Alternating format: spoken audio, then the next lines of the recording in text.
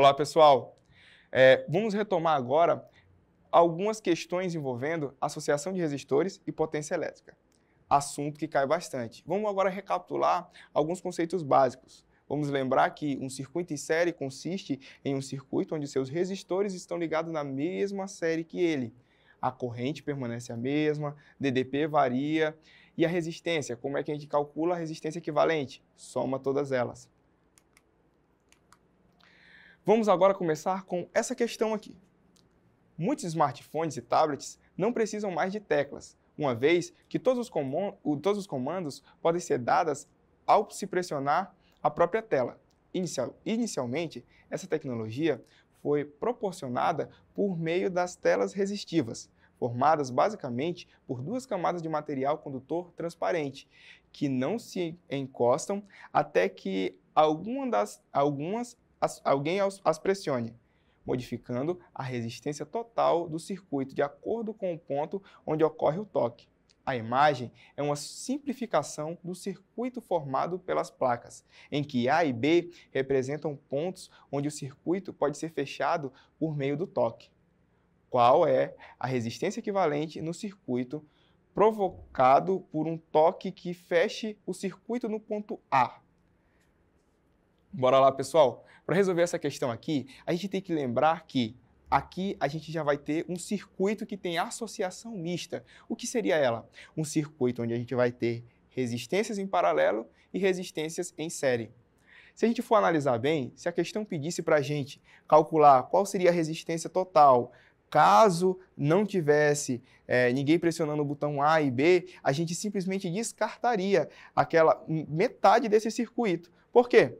Porque ele não estaria fechado. A corrente e a tensão ela só vai passar pela parte fechada, ou seja, seria apenas o circuito em série. Porém, aqui ele disse que o que vai acontecer, qual será a resistência equivalente caso a gente toque ou pressione o botão A, né?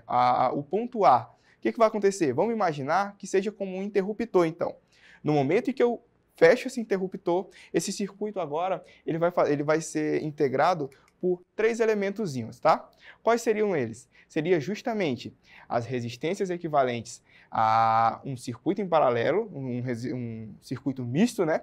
E a gente já encerraria essa parte de baixo, já cancelaria ela, para facilitar. Agora, a gente vê que existe um circuito em paralelo e em série. Agora vamos somar qual seria essa resistência equivalente. Primeiro, começamos sempre pelo circuito em série. Então vamos lá. Em paralelo, perdão, pessoal. Vamos começar sempre pelo circuito em paralelo. O circuito em paralelo vai funcionar como? A gente vai usar aquele métodozinho, produto pela soma. Vamos multiplicar os de cima e dividir pela soma deles, perfeito? Aqui tem duas formas de resolver essa questão. Tem essa e que a gente vai utilizar agora, que seria como? 4 vezes 4, 16, dividido pela soma de 4 mais 4, 8, que daria 2 kΩ. Ó, pessoal, se nós utilizássemos aquele outro método que envolve a repetir o valor do resistor, já que ele é igual, e dividir pela quantidade de resistores. Como assim? Nós repetiríamos esse 4 kΩ e nós dividiríamos pela quantidade de resistor em paralelo que se repete. Como a gente vê, só tem dois resistores em paralelo de 4 kΩ. Então, seria 4 dividido por 2. Perceba que daria o mesmo resultado. Os 2 kΩ. Ó, aqui embaixo a gente vê o exemplo. 4 dividido por 2, 2 kΩ. Agora, a gente já descobriu quanto que vale esse valor. E esse circuito agora vai ter uma característica de um circuito em série. Agora, basicamente, pessoal, a gente utiliza a fórmula do circuito em série para calcular a resistência equivalente. Somamos elas. Seria, então, a resistência 1 mais a resistência 2, ou seja, 2 mais 4, 6 kΩ. Veja como a matemática envolvendo a física não é um bicho de 7 cabeças, é algo que a gente consegue aplicar facilmente com uma soma, com uma divisão. E isso a gente só precisa ter a noção de qual fórmula a gente pode utilizar e como a gente deve começar a questão. Sempre comece pela parte onde está o circuito em paralelo, depois a gente vai para a parte onde está em série. Agora a gente pode ver que qual dessas alternativas, então, nos agrada? Qual é a resistência equivalente no circuito provocado por um toque que fez o circuito no ponto A? Qual é a resposta mesmo? 6, né? Então, é a alternativa C. Vamos para outra questão? Essa questão ela é do Enem de 2018, caderno amarelo. Vou começar lendo ela. Alguns peixes, como o puraqué, a enguia elétrica da Amazônia, podem produzir uma corrente elétrica quando se encontram em perigo. Um puraqué de 1 metro de comprimento em perigo produz uma corrente de 2 amperes e uma voltagem de 600 volts. O quadro apresenta a potência aproximada de equipamentos elétricos. O que vai acontecer? O equipamento elétrico que tem a potência similar àquela produzida por esse peixe em perigo é... Olha como isso aqui é legal. Lembra que eu falei para vocês que o Enem ele vai associar questões cotidianas com os nossos princípios físicos, né?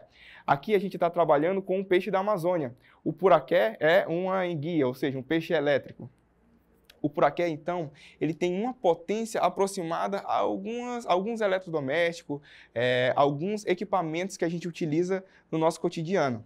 Aqui ele quer saber qual deles vai se assemelhar à potência do puraqué. Vamos lembrar agora quais seriam, então, as fórmulas que a gente pode utilizar para calcular essa potência. Primeiro, anotaremos os dados da questão, né? No caso, a gente sabe que a voltagem é de 600 e a corrente é de 2 amperes. Vamos lá utilizar a formulazinha?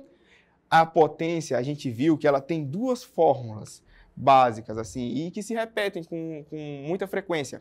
Quais seriam elas? Seria então a energia dividida pelo tempo, ou a potência pode ser também a voltagem pela corrente. Agora, aqui a gente só substitui os valores, pessoal. Lembra? U, que seria a voltagem, a gente vai substituir aqui, ó.